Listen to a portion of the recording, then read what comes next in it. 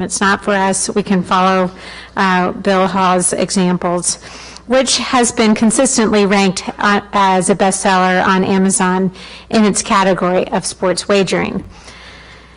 Mr. Hall specializes in simplifying complex investment applications so they can be easily understood. He has the unique ability to identify opportunities across global markets using powerful mathematical principles and time-tested financial models. He lives in Portland, Maine with his wife and 3 sons and splits his time between New York City and Portland. He, of course, is an avid sports fan. So without further ado, I would ask you to help me welcome Bill Hall to the stage. Thank you very much. Thank you. Thank you very much. I'm sorry you didn't get to see that video. That's one of my favorite songs and gets me all excited usually before these presentations. So it's too bad that didn't happen. But anyway, my name's Bill Hall, and I want to welcome everybody here today. And I want to say that I'm very privileged to be the keynote wrap-up speaker here after a great day of presentations. That's why I'm hoping that what you find I have to say is as interesting and thought-provoking as what the other presenters had to say. And I'm also hoping that you'll find it fun and entertaining, and we're going to put the emphasis on the entertaining, okay? So without further ado, I need to get my clicker. And here is a bit about me. I'm a CPA. I'm a chartered financial analyst. I'm a certified financial planner. I have a master's degree in finance. And my day job is I run a global wealth management firm that has offices on Park Avenue in New York City and in London. And most of all, I'm an avid sports fan. So I'm what you would call a money man. And I've had 30 years experience in the investment management business. All right, before we get started, I was hoping you'd help me with a little bit of an experiment here. And for those who've seen this, I hope you please don't tell anybody, okay? I'd like you to indulge me just for a second and pick your favorite card off this screen. No, don't tell anybody. I want you to keep it to yourself. Just look at a card, say the name once or twice, write it down if you have to, so that you'll be able to remember it in a few minutes when we get back to it. Okay, I'm here because I wrote a book called Changing the Game: How to Profit from Your Passion for Sports. And in my book, I combine the very same time-tested Graham and Dodd investment principles that are used on Wall Street every day by the world's most sophisticated investors like Warren Buffett, with the new cutting-edge analytics that Billy Beane of the Oakland A's and Mark Cuban of the Dallas Mavericks are using to make their team successful. When writing Changing the Game, my challenge was to see if I could take the exact same time-tested analytical methods that we use on Wall Street to predict the price of a stock and use it to forecast the score of a game. In the investment business, we call that finding value, or as Warren Buffett says, price is what you pay, value is what you get. And once you find value, you're only a hop, skip, and a jump away from using your prediction of the future to making money. On Wall Street, it's called options trading. In Las Vegas, it's called sports betting.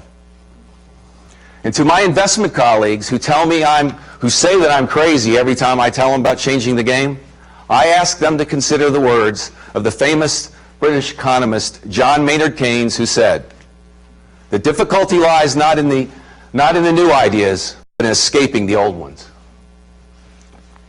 I'm happy to say that the analytical models that I came up with for football, basketball, and baseball are 98% accurate, easy to understand, fun to use, and best of all, I developed them for the everyday sports fan, not just for numbers geeks. You can learn all about them in my book, Changing the Game. You can find it on Amazon. You'll find that Changing the Game, I think, is full of interesting business anecdotes and fun sports facts, and I'm confident that after reading Changing the Game, you'll have a whole new way of looking at the sports that that you love. Okay, I've got now about 9 minutes left. And what I'd like to do is take you on a trip down the road less traveled. But what I'd like you to do before we start is just to relax for a second. It's been a long day. You've heard lots of interesting stuff. Clear your mind and forget everything you know or think you know about analytics. We'll start with the most basic question. Why do we need analytics? Especially when Yogi Berra told us you can observe a lot just by watching. Where Bill Parcells says, who cares about analytics? You are what you are. Oh, back to my card thing for a minute. Look at this slide, and you'll see that not only am I an experienced investor, but I also have magic powers. That's because I removed your card from the deck. It's not there, is it? How did I do it? Well, here's the original set of cards, and here's the revised set. And if you got tricked, don't worry about it. About 80% of the people get tricked on this. Because I know analytical people absolutely hate this. Every time I show this at an investment conference, people, they don't like it. But anyway, just participate in the fun of it. While this card trick may be fun and interesting, what's most important to note is how easily we can be distracted. And when we get distracted, we miss the obvious. And that's why we need analytics. Or as George Miller, one of the most notable psychologists of the 20th century, said, the average human's conscious memory can handle just 7 bits of information. He published his finding in an article in the Psychological Review titled The Magic Number 7 Plus or Minus 2. Speaking of analytics, I just happened to run into an analytics agnostic at a sports bar about 2 weeks ago. For those of you who don't know who this is Bobby Valentine. And he managed the Boston Red Sox last year when they had a disastrous season. They finished at the bottom of the pack in the American League. It ended very badly for Bobby. He was fired and run out of town by the Boston media. Oh, it's well known that Bobby and the Red Sox ownership clashed over how analytics could be used to win baseball games. So when I met Bobby, and it was truly by happenstance, I thought I'd give it a go and see if I could convince Bobby that analytics could be indeed be useful. So I started with the basics, and I said, Bobby, the traditional box score, that's just a form of analytics. And he said, okay, I believe in box scores, tell me more. Well, I knew I had just a few minutes of his time, so I started with the big picture. Bobby, winning analytics has 3 big pieces: a proven model, superior information, and risk control through experience, knowledge, and judgment. And he said, well, why do you need a proven model? And I said, well, remember your friend Yogi Berra? He said, if you don't know where you're going, you end up someplace else. And I could see I was getting him to buy in right then and there when he said, Yogi was right. I have to have a plan too, because there ain't no lying over a 162-game baseball season. Then I took a big risk, and I told Bobby about what Paul D. Podesta, a member of Billy Beane's original brain trust with the Oakland A's, had to say about decision-making models in the book Moneyball.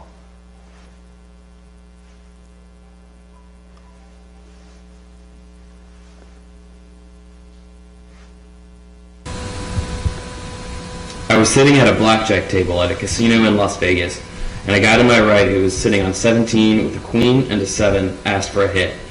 Everyone at the table was surprised and sort of gasped. Even the dealer asked the guy if he was sure. Not to be deterred, he nodded yes, and the dealer, to everyone's surprise, turned over a 4. The gambler had hit on a perfect 21. Nice hit, said the dealer. It was indeed a great hit, but it was also a very lucky hit. Well, since Paul was one of the new baseball whiz kids, I knew Bobby wasn't going to be a big fan. But I pressed on anyway with this model from Wall Street.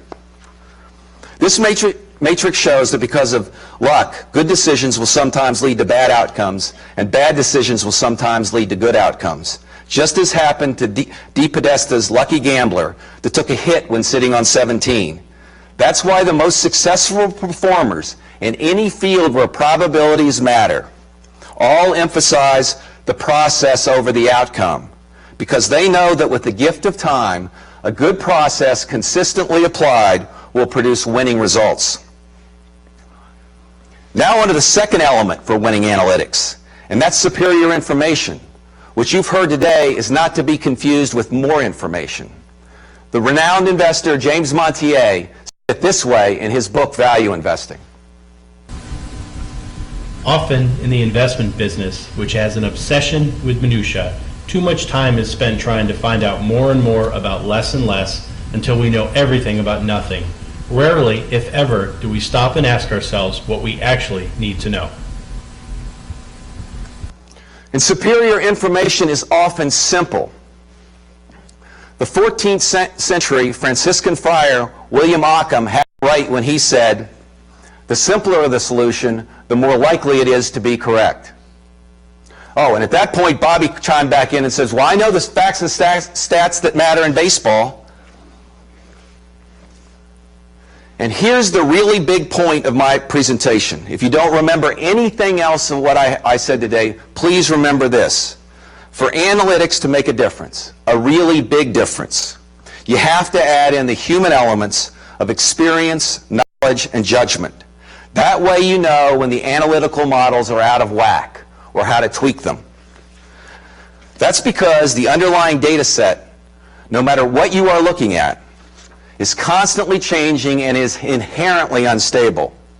And that's where the human brain beats the computer every time. As an example, that's why the hedge fund, long-term capital management, lost all its investors' money, even though it had 6 Nobel Prize winners programming their computer algorithms. They were missing EKJ. Now back to Bobby. No matter what the people in Boston think, and I happen to live in Maine, so I know that they don't think much of him, he does have EKJ. It's essential, and to win, it's essential to get him to buy into the process, because we need his EKJ. That's because you win the decision-making game big time when you combine analytics with the human elements of experience, knowledge, and judgment. So all I had to do was explain to Bobby analytics in a way he could understand it. Because above all, Bobby's a competitor. He wants to win badly. And he'll take any edge he can get, even analytics. And now he's a convert. So to sum it up, winning analytics has 3 pieces: a proven model, superior information, and risk control through EKJ. But the major challenge is getting the Bobby Valentines of the world, the people with the experience, knowledge, and judgment, to collaborate with the Paul D. Podestas in an analytical way in a process so we can all win. But in the end, even with the best analytics and the best EKJ, you have to be on the lookout for the black swan. Nassim Taleb told you earlier today about the high-impact, low-probability events that he calls black swans. In sports, it's the black swan, the high-impact, low-probability events that makes the game so exciting and so much fun to watch. Here's a black swan event from last year's Super Bowl. Analytically, it was the one key play that propelled the Ravens to victory. It was also the one play that cost those that were on San Francisco to lose a lot of money. And it occurs less than 1% of the time in the NFL. Now this could be a run back from 9 deep for Jacoby Jones. And look at him go. Jones is past the 50, and he is flying inside the 20, and a kickoff return, 109 yards and a touchdown, an all-time record. On the other hand, this is the kind of black swan event I think of when I think about diplomatic policy. But I don't know anything about your business. But I think it makes my point. A low probability event with staggering impact.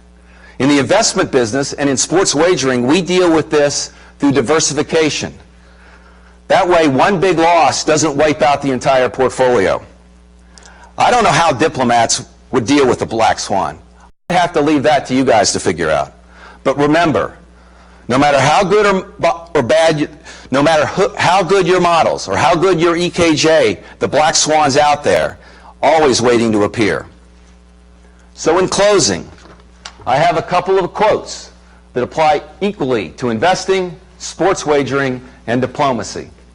The first, from Billy Beane, is, hope is not a strategy. The second, I don't really think that applies, but I took closeout speaker prerogative and put it in because I like it.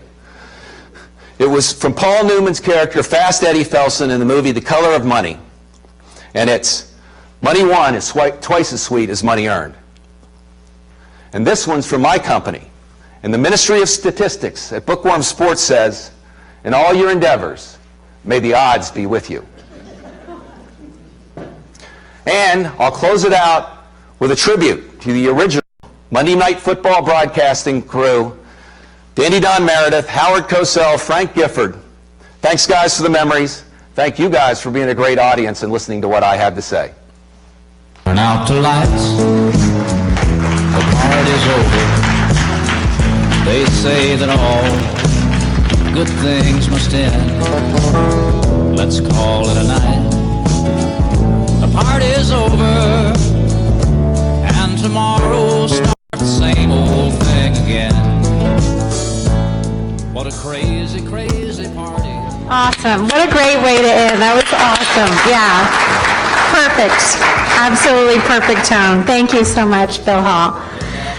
So thanks to everyone for coming. I mean, let me first say again, thank you to our partners and our sponsors, GW Law School, MetroStar Systems, and the fabulous folks at Zoomph, Intel, and Fortuit. But thank you to all of you for coming, for carrying on the conversation. Thanks to our fearless speakers, all of them, including the extra hard format that is the Ignite session. Everybody was very brave and courageous here today. Thanks to Tim and Isaiah, who really bird dog all the details that go into making a Tech at State successful. Thanks, big, huge thanks to Richard Bowley, the Director of eDiplomacy, who, imagined such an event and brought us here today to the 11th Tech at State. Long live Tech at State. And speaking of, the next Tech at State is November 1st. These are quarterly tech development diplomacy meetups. And on November 1st, the topic will address the intersection of innovation and education. So what kind of innovations, especially in technology, have helped us move education forward? And that's a great big topic that I know a lot of people will be interested in. And of course, the actual speakers and sort of the plenaries that we plan will shape up as we go through the planning process. But largely speaking, that's what we'll be focused on next time. And then I want to let everybody know about this happy hour that the kind folks at ICT for Drinks have suggested that we all attend this afternoon. The location is Elephant and Castle, and it's 4 blocks from here, and I do think it's stopped raining, so that's nice too. It's 900 19th Street, is that right? 1900 or 900? There we go. Wonderful. 919th Street. And so it's at 19I. So right now we're at 21st and H. So we're actually very close. If you all want to, what's that? Yeah, if you want to dance your way over there. Yep. Okay. Awesome. Yeah. So again, thanks everybody. You've been a great audience. I really enjoyed this today. I enjoy all the Tech at States. It's so motivating and inspiring, and it's been great. So thanks everybody, and please join us for drinks if you'd like to continue the conversation. Thank you.